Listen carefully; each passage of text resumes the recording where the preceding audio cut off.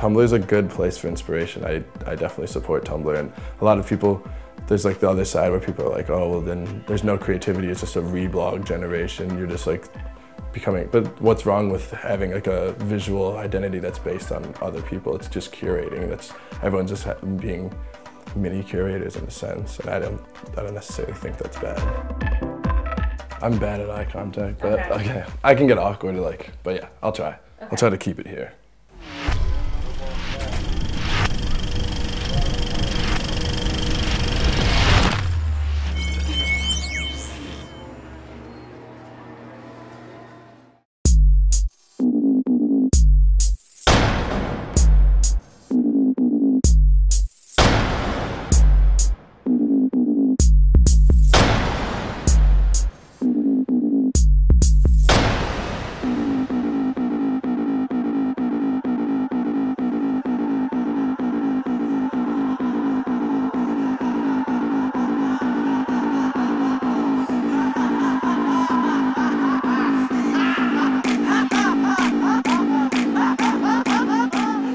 I was in college and taking like a lot of like social media classes and media theory classes, and Marcus and I met on a message board, and we both made music as solo artists, and then it was just a fun experiment. Let's try to collaborate on a remix, and so we did a remix. It was fun, and then it just kind of kept going, kind of a snowball effect. Why even stop? Like, people were enjoying it, and it was totally like a fun. It kind of came out of experimentation, I think, of like, can we do an internet group? Like, can this just exist online? But it was cool. I mean, we brought it into the IRL sphere, and we played shows like in Europe, and yeah, it was amazing. It was really fun.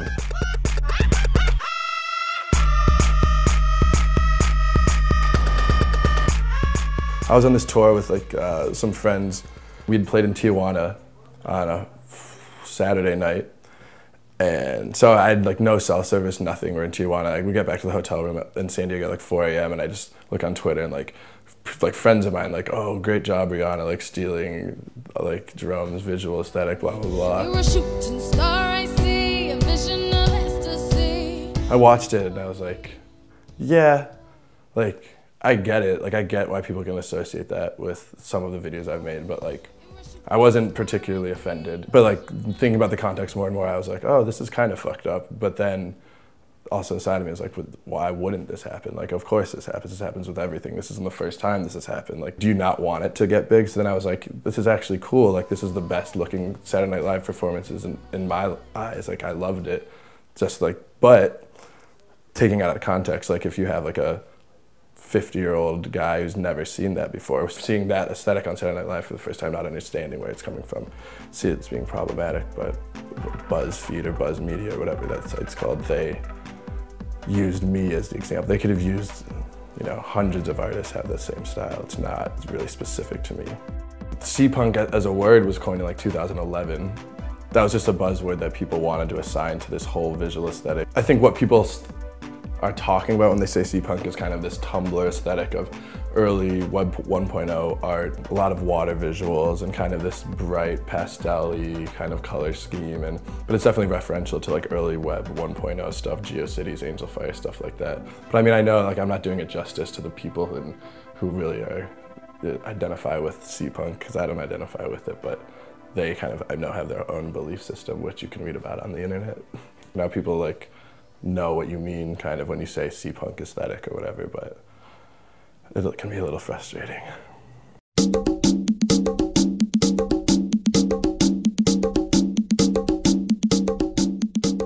This 1, 2, 3 video I did, it was like the song is kind of this club song, but then the visual representation of the song kind of has made it into like a more interesting thing. 2, 3, 2, 3, 2, 3, 2, 3, 2, 3, 2, 3. I don't believe in just like nostalgia romanticism. I think you have to like take that stuff, and I mean, just placing it in this day and age makes it, I guess, like taking out of context, making it fun.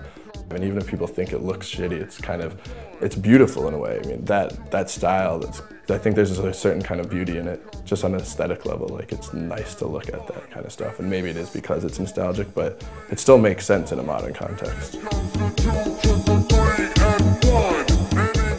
I really like screenshots of just of funny things that happen online, and whether it's a pop-up ad or just like ads in general. If you take that out of context, it's like someone designed that, you know, like someone designed a pop-up ad, and so to put it just on your Tumblr without it being annoying can kind of, it just gives it a new life, I think. Skrillex had seen my management and showed him my website and showed him my videos, and he really liked it, and so he wanted me to do something. He had this website he wanted to do, and he's just like, yeah, make it like anything you want, you know, it can be like old GeoCity style, it can be whatever you want. I mean, we did the whole thing in two nights, and it was like an amazing experience and super fun, and it was fun. I mean, we were doing it for Skrillex, like a lot of people got mad at that too, and like, oh, you sold out, it's like, no, but like, it wasn't like we did that and it was this art direction team. It was like he was talking to us. It was like a direct dialogue, and he understands the whole thing. This is Santee Alley. It's where you can find like Twitter chains, Angry Bird chains, a lot of chains. Oh, you know, internet things. Do you have any like 3D hologram cases that change? Yeah. That's like the club look of 2013 right there.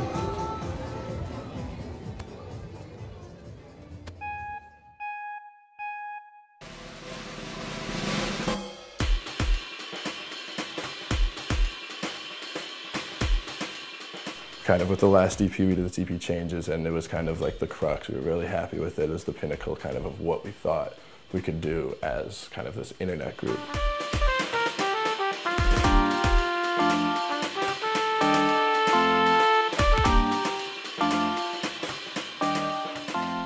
I kind of had an idea of doing a screenshot video, kind of like that.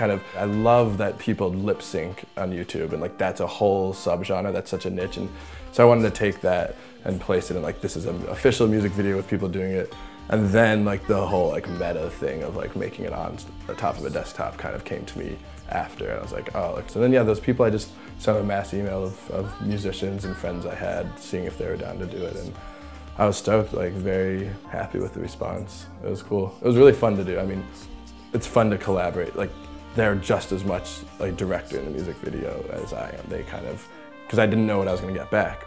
I said, listen to the song. I didn't even say for how long do you have to do it. I just said, listen to the song and record yourself reacting to it. So some people lip sync, some people don't. I sent them the lyrics, but yeah, it was super fun as a collaborative thing, and like, I plan on doing that with my next video, is to do something that's collaborative with other artists.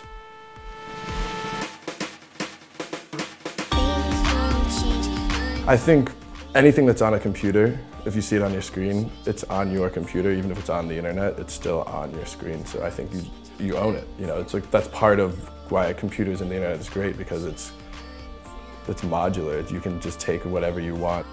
You know, that's kind of the whole thing. If you view the internet as kind of this collaborative art project that keeps, everyone is just stealing from each other, and it keeps getting crazier and crazier and crazier. Like, I'm okay with that. That's a fun thing. It makes it exciting.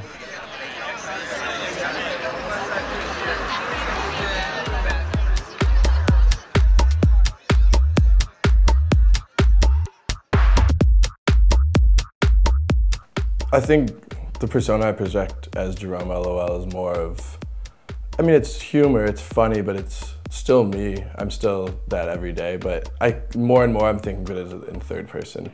I am more careful with like what I'm posting online. I mean, that's kind of the beauty of the internet, though, is you get to choose what you want to broadcast to people. The more I'm getting into it, especially since I've gone solo, the more I view it as kind of this third person thing, which keeps me sane for sure. Because I'm not always a crazy internet person, I guess. Yeah, it makes you super self-aware, I think. Like the first time you use Facebook, you have the option of what's your profile picture. Even choosing your profile picture, that's a statement of how you view yourself. You know, it's a very self-reflexive, self-aware activity that, I mean, it's insane how little kids are doing that, and you know, I feel like everyone is becoming self-aware in in the past few years, and it's just gonna keep getting more and more hyper-aware. And I've been on vacation where I have stepped away, but I really don't like it. I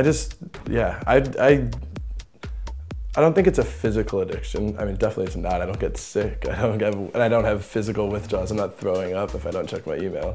It's an obsession more than an addiction, I think. I'm obsessed with the internet. I need to see what's going on and need to be connected with those people that I like, and I don't want to miss anything. I mean, I'm addicted to the internet completely. I'm on it way too much, but maybe not way too much. I mean, I enjoy my time on the internet, but I mean, I have stepped away. I have like gone on vacation and like been away from the internet for 5 days, and it's refreshing. You come back and then you realize, I don't need all this bullshit really. But then right away when you get back into it, you're back in it. So I think it's healthy once in a while to get away and to know that you can get away. And it's not the end of the world if you miss a few emails here or there. If it's a day where I don't have anything to do and I'm just in the studio, probably from like 10, probably like 11 hours. Damn, yeah. Yeah, I spend about 11 hours a day on the internet, or in front of a screen.